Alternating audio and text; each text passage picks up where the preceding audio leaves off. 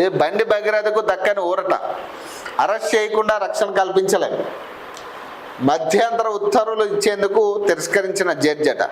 రాత్రి 9 నుంచి 11:40 గంటల వరకు సుదీర్ఘంగా వాదనలట. ముందస్తు బెయిల్పై తీర్పు గురువారానికి వాయిదట. ఈ ఉన్నోడు పరిస్థితి ఆడి ఇప్పటికి నాకు తెలిసి నిన్నే కదా. ఇప్పుడు బండి భగీరథ ఎప్పుడన్నాడు, 2 రోజుల్లో నేను సరే అవుతా అన్నాడు, విచారణకు హాజరైతా అన్నాడు. మరి నిన్నే కదా 15వ తారీఖు, మరి పోలే, మరి నిన్న 15వ తారీఖు కదా. అంటే వీళ్ళ ఆలోచన ఎట్లా అంటే బెయిల్ వచ్చేస్తుంది, బెయిల్ వచ్చేస్తే మనకు కొంత ధైర్యం వచ్చేస్తుంది, మన దర్జాగా మళ్ళీ ఏసీ కార్లో పోయి మంచిగా కాఫీ తాగుతూ విచారణకి హాజరై అట్నుంచి అంటే మళ్ళీ ఏదో ఒక ఫామ్ హౌస్కో పబ్కో డ్రగ్స్కో దీనికి పోవచ్చు. మళ్ళీ ఈ ఆలోచనలు ఉన్నట్టున్నాడు ఆయన.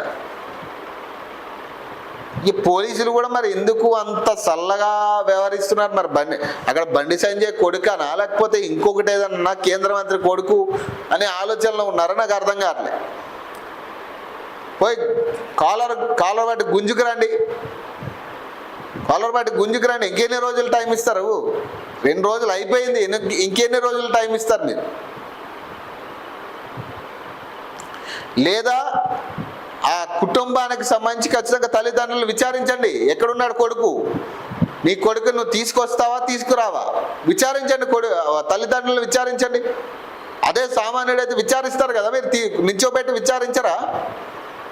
ఒక సామాన్యుడైతే ఇలా వాడు కనపడకుండా పోతే వాడి ఫ్రెండ్స్ని, వాళ్ళ తల్లిదండ్రుల్ని, వాళ్ళ మేనమామల్ని, వేలు ఇడిసిన వాళ్ళని, వేలు ఎడవల వాళ్ళని అందరినీ తీసుకొచ్చి విచారించి నీ కొడుకు ఎక్కడ ఉన్నాడో చెప్తావా లేదా అని వాళ్ళను కూడా ఇబ్బంది పెడతారు కదా మనం. మరి ఇక్కడ కూడా అదే చేయాలి కదా. ఆయన మట్టుకు ఆయన వేదికలో మాట్లాడుతూ ఉన్నాడు, ఈయన మట్టుకు ఈయన ఎక్కడ దాక్కునో మరి వీళ్ళు లెటర్లు రాస్తూ ఉన్నాడు. 2 రోజులు కావాలి.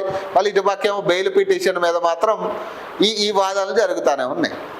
ఎక్కడ ఇస్తారు? ముందస్తు బెయిల్ ఎందుకు ఇస్తారబ్బా? నిన్ను అరెస్టే చేయకుండా నీకు ముందస్తు బెయిల్ ఎట్లా ఇస్తారు? అసలు ఈ చట్ట ప్రకారం ఫస్ట్ అరెస్ట్ చేయాలి. నేను నెక్స్ట్ మినిట్ అరెస్ట్ చేయాల్సి ఉంటే మరి అరెస్ట్ చేయలే. నీకు టైం ఇచ్చారు, మంచిగా పారిపోవడానికి టైం ఉంది, మంచిగా హ్యాపీగా పాస్పోర్ట్ పట్టుకుని దుబాయ్ పోయినా లేదా ఇంకొక చోటకు పోయినా, అండమాన్ నికోబార్కు పోయినా, నీ దగ్గర పైసలు ఉన్నాయి, జల్సాలు చేస్తావు. ఏముంది, ఒక నెల రోజులు అక్కడ జల్సాలు చేసి వస్తావు. ఈలోపు ఇక్కడ అవ్వాల్సింది అయిపోతుంది, ఇక డ్యామేజ్ అవుతుంది, అన్నీ అవుతాయి. పోలీసులు పిచ్చోళ్ళు. ఇక ఢిల్లీ ఒక టీము, నేను రేవంత్ రెడ్డి గారు అంటున్నారు కదా, ఢిల్లీ ఒక టీం పంపించారట, ఇంకొక 4 టీములు ఇక్కడ తిరుగుతున్నాయట, అక్కడ తిరుగుతున్నాయి, ఇక్కడ తిరుగుతున్నాయి, చెప్తా ఉన్నాడు ఆయన. మరి అన్ని టీములు తిరుగుతున్నా కూడా ఆఖరికి బీహార్ దొంగలు కూడా పట్టుకున్నారు, నేపాల్ దొంగలు కూడా పట్టుకున్నారు, కానీ ఈయన మాత్రం పట్టుకోలేకపోతున్నారు. అబ్బా నాకు అర్థం కావట్లేదు. ఆఖరికి నేపాల్ దొంగలు కూడా పట్టుకున్నారు వీళ్ళు, నేపాల్ దొంగలు కూడా పట్టుకున్నారు. ఆఖరికి మొన్న కరీంనగర్లో చైన్ స్నాచింగ్ పిఎంజే జ్యువెలరీలో ఒక దొంగతనం జరిగితే వాళ్ళని కూడా పట్టుకున్నారు. వాళ్ళని ఏ రకంగా ఎక్కడ వీళ్ళు అమ్ముతారు అన్నీ కూడా చాకచక్యంగా చాలా ప్లాన్డ్గా పట్టుకున్నారు. కానీ బండి సంజయ్ కొడుకు మాత్రం దొరకట్లేదు. బండి భగీరథ దొరకట్లే పాపం. ఆయన ఎక్కడ ఉన్నాడో పాపం, ఆయన అఫ్ఘాన్లో ఉన్నాడు ఆయన. అసలు కొన్ని వాటికి లాజిక్లు కూడా ఉండవు. పోలీసులకి చెప్పడానికి కొన్ని వాటికి లాజిక్లు ఉండవు.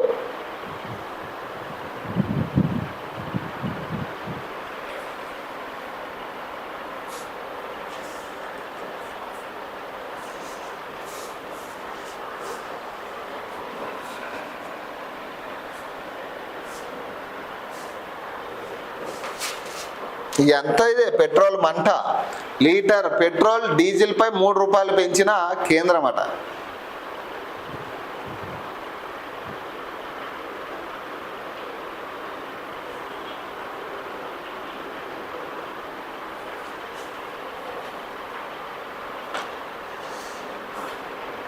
ఇదేంది? చెక్ పవర్ కట్ అట. ఉప సర్పంచుల అధికారం రద్దుకు ప్రతిపాదనట. సంతకాల కోసం ప్రజాప్రతినిధుల తిరకాసు, ఆచితూచి అడుగులేస్తున్న సర్కారట. గ్రామ పంచాయతీలో ఉన్న ఉప సర్పంచులకు చెక్ పవర్ను రద్దు చేయాలని ప్రతిపాదనల తెరపైకి తెచ్చిందట. ఈ అంశాన్ని పంచాయతీరాజ్లో ఉన్న ఉన్నతాధికారులు ప్రభుత్వం ముందు పెట్టినట్టు తెలిసింది. బీఆర్ఎస్ హయాంలో తీసుకొచ్చిన పంచాయతీరాజ్ చట్టంలో కార్యదర్శికి బదులు చెక్ పవర్ను ఉప సర్పంచ్కు కట్టబెట్టారు. అప్పట్లోనే దీనిపై అంతర్గతంగా అభ్యంతరాలు వ్యక్తమయ్యాయి. అప్పటి సర్కార్ పట్టించుకోలేదు. దీంతో సర్పంచ్ ఉప సర్పంచ్ మధ్య రాజకీయ వ్యక్తిగత వైరం, ఆధిపత్య పోరు వల్ల నిధులు అందుబాటులో ఉన్న ఖర్చుల్లో జాప్యం జరుగుతున్నదని ఆఫీసర్లు చెబుతున్నారు. పరిపాలనపరమైన ఇబ్బందులు సైతం ఎదుర్కొంటున్నామని పేర్కొన్నారు. ఈ నేపథ్యంలో ఉప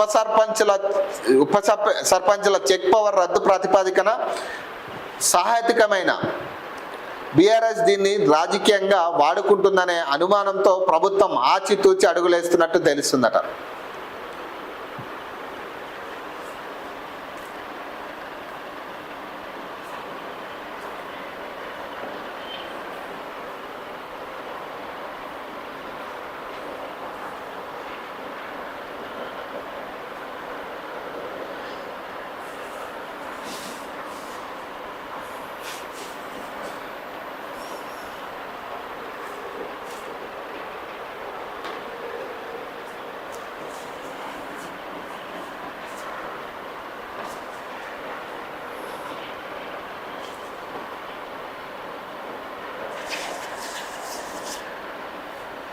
వీళ్ళకి మాత్రం మంచి టాపిక్ దొరికింది. బీఆర్ఎస్ వాళ్ళకి, బీఆర్ఎస్ మహిళలకి మంచి టాపిక్ దొరికింది. అసలు బదనాం చేసింది మొత్తం కూడా ఇల్లే. ఆ కుటుంబాన్ని బదనాం చేసి ఆ పిల్ల కుటుంబాన్ని, అసలు వీళ్ళు ఆ టాపిక్, ఆ పిల్ల గురించి, ఆ పిల్ల కుటుంబం గురించి అంతగా లేవనెత్తకపోయిండుంటే అసలు ఆ కుటుంబం ఎవరనేది కూడా చాలామందికి తెలియకపోయిండే. వీళ్ళ వల్ల వీళ్ళ చేయబట్టి, వీళ్ళు క్వశ్చన్ చేయబట్టి వాళ్ళు ఏం చేసారంటే పైసలు ఉన్నాయి కాబట్టి ఛానల్ అందరికి పైసలు ఇచ్చి ఫోటోలు కూడా పంపి, వీడియోలు పంపి, మ్యాటర్ కూడా ఏం మాట్లాడాలి కూడా మ్యాటర్ పంపి వాళ్ళ పిల్ల మీద లేనిపోని అబండాలు వేస్తూ ఉన్నారు.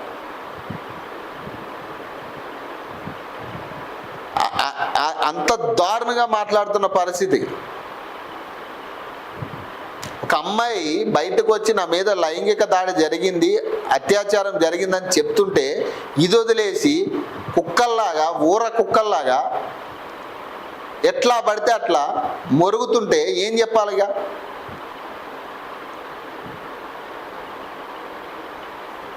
అమ్మాయి ట్రాప్ చేసిందట, అమ్మాయి కుటుంబంతో తీర్థయాత్రలకు వెళ్ళిరట. మరి లైంగిక దాడి జరిగితే తీర్థయాత్రలకు ఎందుకు వెళ్ళారు? అసలు ఏ కోసానైనా కొంచెమైనా కానీ మానవత ఉందా మనుషులకి? కొంచెమైనా.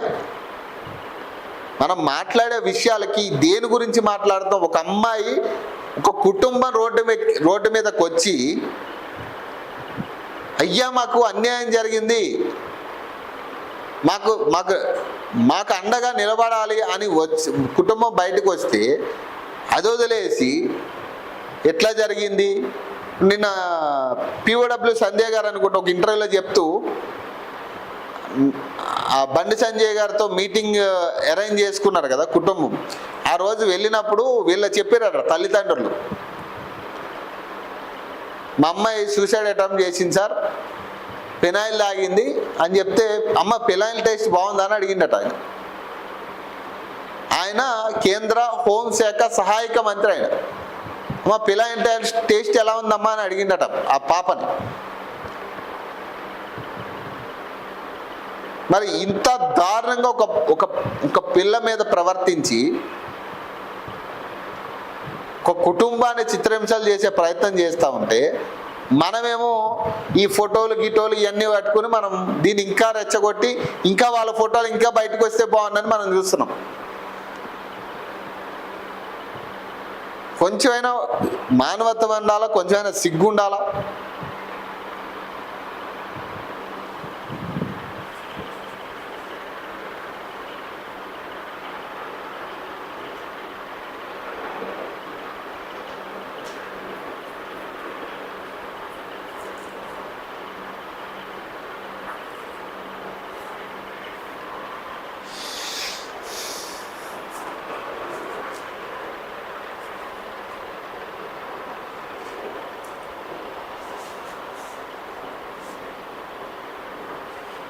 నిన్న తల్లి లేఖ రాయడం జరిగింది. మేము పెంచిన చల్లాకి పిల్ల ఇక మాకు లేదు, నా కూతురు పరిస్థితి చూస్తే ఆందోళనగా ఉందని బండి బగిరేదే అన్నాడంటే మా బిడ్డ పరిస్థితిని అర్థం చేసుకోండి. మా బిడ్డను కాపాడమని మా న్యాయ పోరాటానికి మేము పెంచిన చలాకి పిల్ల మాకు లేదు. శారీరక సంబంధం కోసం నా కూతురుపై పదే ఒత్తిడి తెచ్చాడు. మొబైల్ ద్వారా క్షమాపణలు చెప్పాడు. భగీరథపై నమోదైన పోక్సో కేసు, బాధిత బాలిక తల్లి బహిరంగ లేఖట. మేము పెంచిన చలాకి పిల్ల ఇక మాకు లేదు, నా కుమార్తె పరిస్థితి చూస్తే ఆందోళనగా ఉందని బండి భగీరథే అన్నాడంటే మా బిడ్డ పరిస్థితిని అర్థం చేసుకోండి. మా బిడ్డను కాపాడమని, మా న్యాయ పోరాటాన్ని వినమని సమాజంలోని వ్యవస్థలను వేడుకునే దారుణమైన పరిస్థితి వస్తుందని కలలో కూడా ఊహించలేదట. ఈ కేసులో స్వతంత్ర దర్యాప్తు జరిపించాలని కోరుతున్న బండి సాయి భగీరథపై నమోదైన పోక్సో కేసులోని బాధిత బాలిక తల్లి ఆవేదన ఇది. ఈ మేరకు ఆమె శుక్రవారం బహిరంగ లేఖ రాశారు. తన కుమార్తెపై బండి భగీరథ చేసిన అఘాయిత్యం, తన కుమార్తె పడిన ఆవేదన, తమకు పోలీస్ స్టేషన్లో ఎదురైన అనుభవం, కావాలనే తమ బిడ్డపై చేసిన దుష్ప్రచారం, బండి భగీరథ ఆయన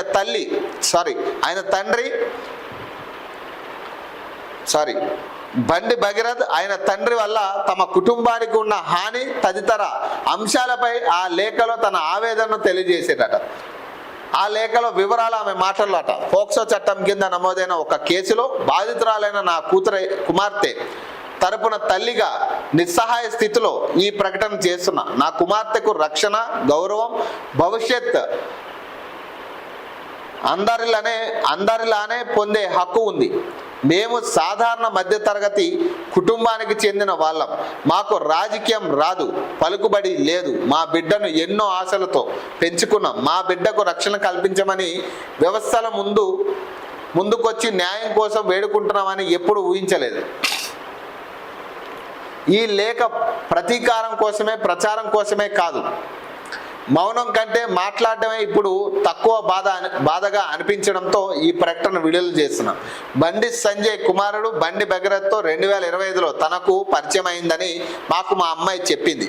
మొదట్లో సాధారణ పరిచయంగా మొదలై ఆ తర్వాత భగీరథ పదే మాట్లాడడం, బలవంతంగా ఒప్పించడం, ప్రలోభాలకు గురి చేయడం వల్ల నా కుమార్తె ఆయనపై మానసికంగా ఆధారపడిందట.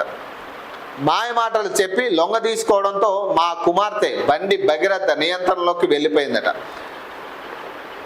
తనకు ఇష్టం లేకపోయినా అనేక సార్లు తీవ్రంగా ప్రతిఘటించిన శారీరక సంబంధం కోసం భగీరథ మా కుమార్తెపై పదే ఒత్తిడి తీసుకొచ్చారు. నా కుమార్తె చెప్పిన మాటలు విన్నాక తల్లిగా నేను పడిన బాధను మాటల్లో చెప్పలేను. ముఖ్యంగా 2025 డిసెంబర్ 31వ తేదీ రాత్రి నుంచి 2026 జనవరి 1వ తేదీ తెల్లవారుజాము వరకు మోయినాబాద్లో తనపై జరిగిన దాడిని మా కుమార్తె తెలిపిందట. తనకు ఇష్టం లేకున్నా మద్యం సేవించాలని ఒత్తిడి తెచ్చిన భగీరథ్ ఆ చేతన స్థితిలో ఉన్నప్పుడు అనుచిత ప్రవర్తనకు దిగాడని, బలవంతంగా శారీరక దాడి చేశాడని తెలిపింది. ఆ ఘటనలను గుర్తు చేసుకున్న ప్రతిసారి మా కుమార్తె కళ్ళలో భయం, అవమానం ఇప్పటికీ కనిపిస్తున్నాయి. బండి భగీరథ్ ఆ తర్వాత చాట్ ద్వారా, మొబైల్ ద్వారా పదే క్షమాపణలు చెప్పాడు. బాధ కలిగించినట్టు అంగీకరించి క్షమాపణ కోరాడు. ఈ సంఘటన తర్వాత జనవరి 2026లో మా కుమార్తె మానసికంగా మరింత కుంగిపోయి ఒంటరిగా కూర్చొని ఏడవడం, ఆత్మవిశ్వాసం కోల్పోయి ప్రతిరోజు నరకం అనిపించడం చూసాం. చివరికి బండి భగీరథ్ కూడా నా కూతురి పరిస్థితి చూసి ఆందోళనగా ఉందని అన్నాడంటే పరిస్థితి ఎంత దారుణంగా ఉందో, ఎంత మానసిక నష్టాన్ని కలిగించాడో అర్థం చేసుకోండి. ఇక 2026 మార్చి ఏప్రిల్ నెలలో ఈ ఘటనపై చట్టపరమైన చర్యలు తీసుకునేందుకు ధైర్యం చేశాం. కానీ మాకు పరోక్ష ఒత్తిళ్లు, బెదిరింపులు ఎదురయ్యాయట. 2026 ఏప్రిల్ 21న అకస్మాత్తుగా మా కుటుంబంపై వసూళ్లు, బ్లాక్మెయిల్ ఆరోపణలతో ఒక ఫిర్యాదు కూడా నమోదైంది. ఇరు వర్గాలకు సంబంధం ఉన్న ఓ వ్యక్తి ద్వారా ఇది జరిగింది. సాధారణ పౌరులమైన మేము దాంతో భయపడిపోయాం. బాధితులైన మాపైన నిందితులు అని ముద్ర వేసే ప్రయత్నాలు జరిగింది. ఈ క్రమంలో ఏప్రిల్ 22న సంగప్ప అనే వ్యక్తి మా ఇంటికి వచ్చి మధ్యవర్తిత్వం చేశాడు. ఆయన సూచన మేరకు ఆ మరుసటి రోజు కేంద్ర హోంశాఖ సహాయక మంత్రి బండి సంజయ్ ఇంటికి వెళ్ళాం. బాధతో ఉన్న మా కుమార్తెకు భరోసా, రక్షణ, మానవీయ స్పందన లభిస్తుందని ఆశపడ్డాం. కానీ తిరిగి వచ్చేటప్పుడు మా గుండెలు భయంతో నిండిపోయాయి. రాజకీయ ప్రభావం, మద్దతుదారు మా కుటుంబానికి ఇబ్బంది కలిగించవచ్చని అనిపించింది. ఆ రోజు నుంచి నేటి వరకు మా కుటుంబం మొత్తం నిరంతర భయం, మానసిక ఒత్తిడిలో జీవిస్తున్నామట. 2026 మే 8న పేట్ బషీర్బాద్ పోలీస్ స్టేషన్ను ఆశ్రయించి పోక్సో చట్టం కింద కేసు నమోదు చేయాలని కోరాం.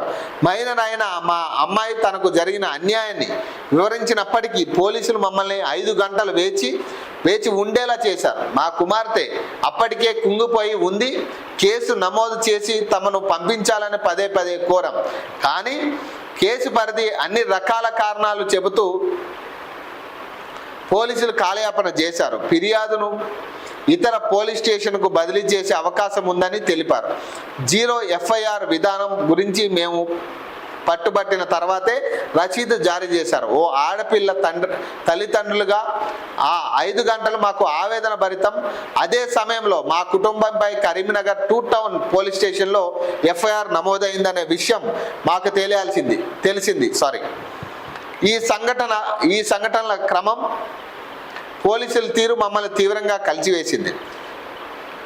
మా బిడ్డను రక్షించాల్సిన సమయంలో మాపై బ్లాక్మెయిల్ ఆరోపణలు రావడం ఆందోళనకు గురి చేశాయి. అందుకే CCTV ఫుటేజ్, జనరల్ డైరీ ఎంట్రీలు, FIR మెటా డేటా, అలాగే స్టేషన్ రికార్డులు, ఫిర్యాదులు, రిజిస్ట్రేషన్లు, ఇతర ఎలక్ట్రానిక్స్ ఆధారాలను భద్రపరచాలని కోరాం. మా కుమార్తెకు కలిగిన ఈ ఆవేదన మరొకరికి కలగకూడదు. కొందరు కావాలనే దీనిని వ్యక్తిగత సమస్యగా చిత్రీకరించే ప్రయత్నం చేస్తున్నారు. బాధితురాలు తన ఆరోపణలను స్పష్టంగా చెప్పినప్పటికీ పోలీసులు కేసు నమోదులో బెయిల్ పొందదగిన సెక్షన్లే చేర్చారు. ప్రజల ఆందోళన, సిట్ దర్యాప్తు అనంతరం ఈ కేసులో సెక్షన్లను మార్చి తీవ్రమైన సెక్షన్ల కింద కేసు నమోదు చేశారు. ఈ చర్యను మేము స్వాగతిస్తున్నాం. కానీ నిందితుడు బండి భగీరథ్ ఇప్పటికీ స్వేచ్ఛగా తిరుగుతుండడం మమ్మల్ని కలిచివేస్తుంది. మరోవైపు సామాజిక మాధ్యమాల ద్వారా మా కుటుంబంపై జరుగుతున్న దాడులు, బెదిరింపులు మాకు తీవ్ర భయాన్ని కలిగిస్తున్నాయి. మా బిడ్డపై జరిగిన దాడి అంశంలో విచారణ నిష్పక్షపాతంగా, స్వతంత్రంగా, న్యాయబద్ధంగా జరగాలని కోరుకుంటున్నాం. మైనర్ అయిన మా బిడ్డ ఫోటోలను సోషల్ మీడియాలో బహిర్గతం చేస్తున్న కొందరు ఆమె గుర్తింపు తెలిసేలా చేస్తున్నారు. మైనర్ గుర్తింపు, గౌరవాన్ని కాపాడడం పోక్సో చట్ట బాధ్యత మాత్రమే కాదు, సమాజ బాధ్యత కూడా. ఇక నా బిడ్డ వయసుకు సంబంధించిన అంశాన్ని తెరపైకి తెచ్చి కావాలనే విచారణను ఆలస్యం చేస్తున్నారు. పత్రాల్లోని విధానపరమైన వ్యత్యాసాలు ఒక చిన్నారి అనుభవించిన బాధను చెరిపేయలేవు. ఆమె మైనర్ అని సమగ్ర ఆధారాలు స్పష్టంగా సూచిస్తున్నప్పుడు పోక్సో చట్టం కల్పించిన రక్షణలను నిర్వీర్యం చేయలేవని మేము గట్టిగా నమ్ముతున్నాం. బాలిక తల్లిగా చేతులు జోడించి ఒక్కటే చెబుతున్నా, మీడియా సానుభూతి, రాజకీయ ఘర్షణ, ప్రజా ఆందోళనను మేము కోరుకోవడం లేదు. ఈ దేశంలోని ప్రతి సాధారణ పౌరునికి దక్కాల్సిన న్యాయం మాకు దక్కాలని కోరుతున్నాం.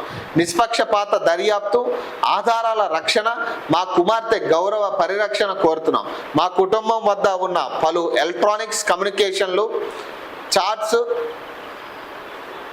సందేశాలు నిందితుడు పలుమార్లు క్షమాపణ కోరడం, భావోద్వేగంగా కుంగిపోవడం, బాధ కలిగించిన విషయాన్ని అంగీకరించడం, క్షమించాలని వేడుకోవడం వంటి విషయాలను స్పష్టం చేస్తున్నాయి. ఈ సందేశాల్లో కొన్నిట్లో శారీరక సంబంధాల కోసం పదే ఒత్తిడి తెచ్చినట్లు కనిపిస్తుంది.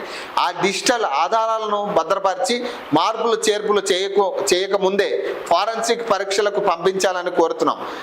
అధికారాన్ని పక్కన పెట్టి చట్టాన్ని సమానంగా అమలు చేయాలని విజ్ఞప్తి చేస్తున్నాం. ఇది తల్లి ఆవేదన. ఇది తల్లి ఆవేదన ఎంతో భావోద్వేగంతో ఆమె చెప్తా ఉంది. ఆమె అనుభవించిన ఆ క్షణం, ఆ కూతుర్ని అట్లా చూసిన తర్వాత ఆమె ఆవేదన మొత్తం ఆ లేఖలో కనపడతా ఉంది చాలా క్లియర్గా. ప్లస్ నిన్నటి వరకు ఆమె ఆ తల్లిదండ్రులుగా వాళ్ళు పడ్డ బాధ, ఆ ఒత్తిడి ఒక్కసారిగా ఆమె బయటకు చెప్తా ఉంది. పోలీసులు ఎంత ఒత్తిడి చేసారు, కేసులు ఎట్లా ప్రభావితం చేసినాయి. ఇంకో పక్క ఆ బండి సంజయ్ గారిని కలవడం వెళ్ళిన తర్వాత బయటకు వచ్చేటప్పుడు ఆమె చాలా అంటే అక్కడ చాలా క్లియర్గా చెప్పింది, చాలా తేడా. వెళ్ళేటప్పుడు చాలా ఆశతో ఏదైనా ఒక న్యాయం చేస్తారేమో అన్న ఆశతో లోపలికి వెళ్ళాం, కానీ వచ్చేటప్పుడు చాలా భయంతో, ఆయన సపోర్టర్స్ ఎప్పుడు ఏం చేస్తారో తెలియని ఆ భయంతో మేము బయటకు వచ్చామని చాలా క్లియర్గా మెన్షన్ చేసింది ఆమె లేఖలో. అంటే దీన్ని బట్టి అర్థమైంది ఏంటంటే చాలా ఒత్తిడి ఆ కుటుంబం మీద పెడతా ఉన్నారు పదే పదే. కాబట్టి ఒక తల్లిగా ఆమె ఆవేదన చాలా వర్ణాతీతం అని చెప్పుకోవచ్చు. ఆమె వాదనలు కానీ ఆమె లేఖలో పొందుపరిచిన విషయాలు కానీ. సో ఈ బాధ ఖచ్చితంగా ఆమె లాస్ట్లో కూడా ఇంకొక మాట చెప్పారు, ఈ సందర్భం ఇంక ఏ తల్లిదండ్రులకి రావద్దు, ఈ సమస్యలు ఇంకే తల్లిదండ్రులకి ఉండొద్దు, ఏ తల్లిదండ్రులకి ఇలా జరగకూడదనే మా కోరిక. ఎందుకంటే మా బిడ్డకు జరిగిన అన్యాయం ఏ బిడ్డకి, ఏ ఆడబిడ్డకి జరగకూడదని చెప్తా ఉన్నారు.